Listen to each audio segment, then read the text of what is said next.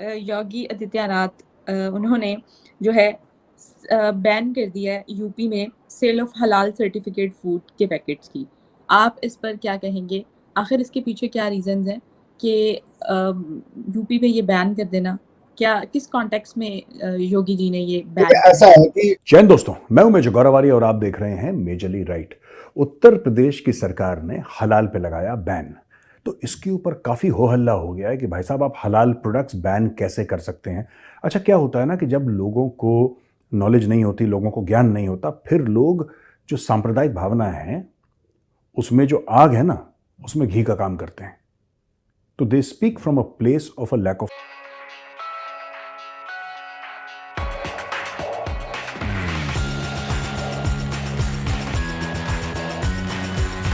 आपको समझना पड़ेगा कि सरकार क्या होती है। कुछ चीजें होती हैं, कुछ एक्शन होते हैं जो सिर्फ सरकार कर सकती है और कोई नहीं कर सकता।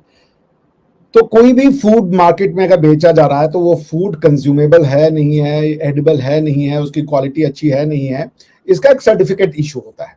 और उसके लिए हमारे यहाँ एक रेगुलेटरी बॉडी है FSSAI करके, ठीक है ना।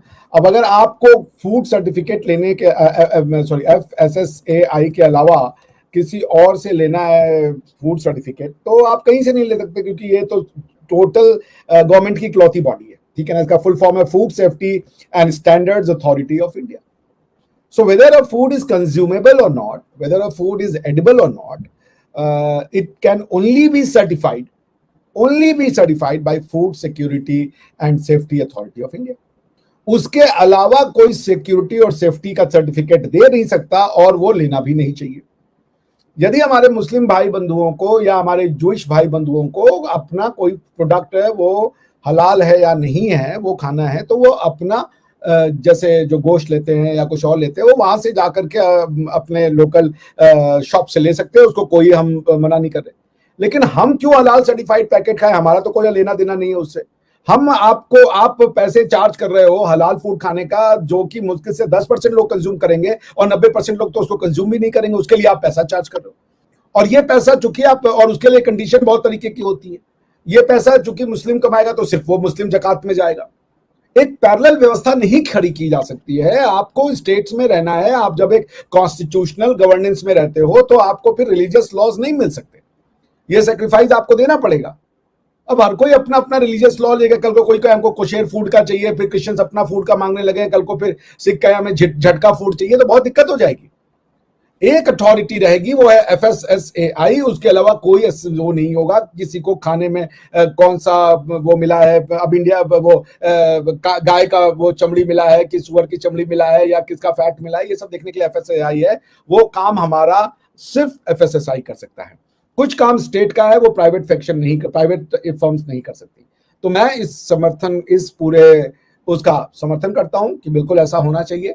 और हमारे यहाँ तो वैसे भी गाय की और सुअर की चर्बी यूज नहीं की जाती, तो इंडिया में जरूरत भी नहीं है उसकी, because most of the products are vegetarian products, because majority Indians जो है वो वेजिटेरियन है, तो वो खुद ही नहीं खाते। और दूसरी चीज की जो 10% लोगों के लिए 90% लोगों से तो आप पैसा नहीं लोगे ना, क्योंकि उसका तो आप टैक्स लोगे, उस सर्टिफिकेट को इशू करने का पैसे लोगे, और वो सिर्फ मुस्लिम लोगों के काम आएगा, वो भी प्राइवेट इंटरप्राइज के लिए। हम क्यों दें उसके लिए पैसे? आपको मुस्लिम्स के लिए प्रोडक्ट बनाना, आप सिर्फ मुस्लिम्स के सोसाइटी में बेचें वो प्रोडक्ट, हमें कोई दिक्कत नहीं है। लेकिन आप गवर्नमेंट के बराबर उसको एजेंसी बना दो, that is unacceptable. Parallel state नहीं दिया जा सकता आपको। अच्छा, 2-3 चीजें हैं। ये हलाल है क्या? हलाल एक अरबी शब्द है जिसको अगर हम अंग्रेजी में उसको ट्रांसलेट करें तो बनता है परमिसिबल, यानी कि उसको खाने की या उसको कंज्यूम करने की अनुमति है। हराम कहते हैं जो उसका उल्टा माना जाता है, जो बातचीत में कहते हैं ना, हराम का उल्टा हलाल होता है, हलाल का उल्टा हराम होता है। तो basically halal is that which is permissible, haram is that which is non permissible. अच्छा, जब हम मीट की बात करते हैं, गोश्त की बात करते हैं, तो हलाल प्रोडक्ट्स हैं।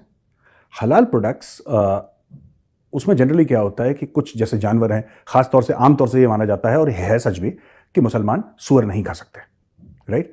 सुअर यहूदी भी नहीं खाते, even the juice do not eat pork, वो भी नहीं खाते।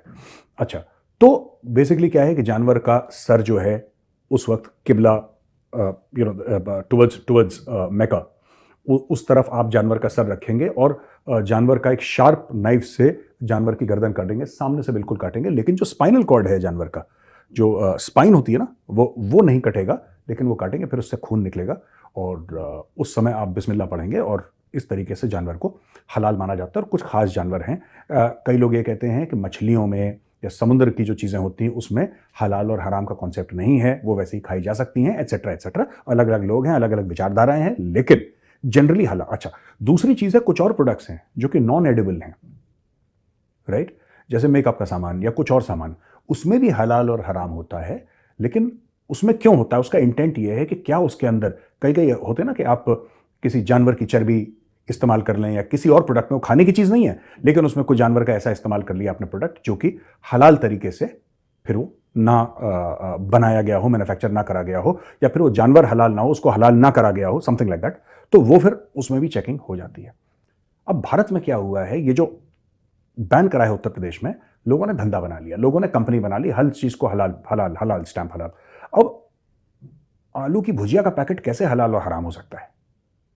वो तो वेजिटेबल ऑयल में आलू को मसाले में डाल के तला जाता है, या फिर बेसन को तला जाता है। तो हर चीज़ में ये देखिए, दो तीन चीज़ें, एक तो ये लोग फ्रॉड कर रहे थे, ये कुछ कंपनियां थी, दो तीन कंपनियां, मैं एक का नाम भी लेता हूं जिसका नाम लिया गया है। ये कंपनी है जमायत उलमा ए हिंद हलाल ट्रस्ट। ये एक ट्रस्ट है, इसका नाम ही ट्रस्ट है, तो ये ट्रस्ट है एक जमायत उलमा अल हिंद हलाल ट्रस्ट। तो ये है, एफआईआर फाइल करा गया, एक बिजनेसमैन था जो हजरतगंज, जो मेन मार्केट है ना, जो जैसे दिल्ली में कनॉट प्लेस है, वैसे ही हमारे लखनऊ में हजरतगंज है, जो मेन मार्केट है, हजरतगंज बहुत बड़ा मार्केट है। तो वहां के एक बिजनेसमैन ने बोला कि ये certificate were issued for financial gains. Basically क्या था कि ये करप्शन का केस है, आपने चेक वेक नहीं करा, आपने ऐसे ही बोला जाओ। ये गोश्त पे बैन नहीं लगा है, जो मीडिया रिपोर्ट्स बताती हैं गोश्त पे बैन नहीं है कि आप गोश्त नहीं खा सकते, हलाल हराम। तो मेरे ना, अब आपको समझ में आ गया बेसिकली केस क्या है। दोस्तों, मैं दो तीन बातें कहना चाहता हूं उस पर। पहली चीज तो ये है कि जिसको हलाल खाना है, मैं गोश्त की बात कर रहा हूं, I am talking about non vegetarian food. मुझे ऐसा लगता है जिसको जो खाना है वो खाए यार, जिसको बकरा खाना है, जिसको मुर्गा खाना है, जिसको मछली खानी है, जिसको जो खाना है XYZ, जिसको जो खाना है वो खाए, जिसको हलाल खाना है हलाल खाए, जिसको झटका खाना है झटका खाए, राइट। पर मैं ये भी कहता हूं कि लोगों को चॉइस होनी चाहिए, उनको क्या खाना है, right. People should have a choice. क्या होता है कि चॉइस नहीं होती, फिर कुछ लोग ऑब्जेक्ट करते हैं। चॉइस नहीं होती तो कुछ लोग ऑब्जेक्ट करते हैं। अब आप अगर वेजिटेरियन खाने पे, जो नॉर्मल वेजिटेरियन खाना है, राइट, अब जैसे जैन हमारे भाई हैं, वो तो बहुत मतलब परहेज करते हैं ना Jain, they are very very particular. I mean, हमें ऐसा लगता है कि हिंदू परहेज करते हैं, जैन तो बहुत परहेज करते हैं कि ज़मीन के नीचे का नहीं खाना, ऊपर का, उनके बड़े रूल्स एंड रेगुलेशन, और 99% जैन उसको बड़े फेथफुली फॉलो भी करते हैं, ऐसी बात नहीं है, बहुत ईमानदारी से उसको फॉलो करते हैं। उसमें भी हलाल और हराम के सर्टिफिकेट है, साबुन में भी हलाल और हराम है, जो कड़वा तेल है उसमें भी हलाल और हराम। तो हर चीज को आपने इसको एक हलाल इकोनॉमी बना दिया, राइट।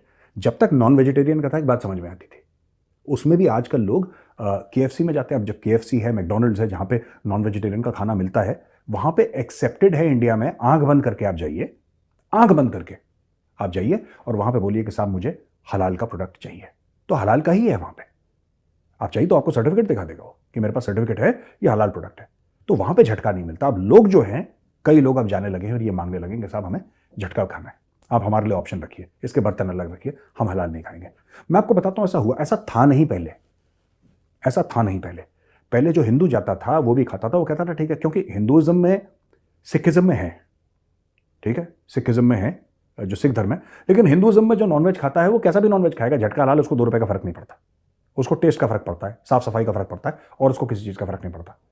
लेकिन over a period of time, because of political convenience, राजनीतिक कारणों से ये चीज इतनी ज्यादा फैला दी गई है, इतनी ज्यादा फैला दी गई है कि अब इसका पुशबैक होना शुरू हो गया।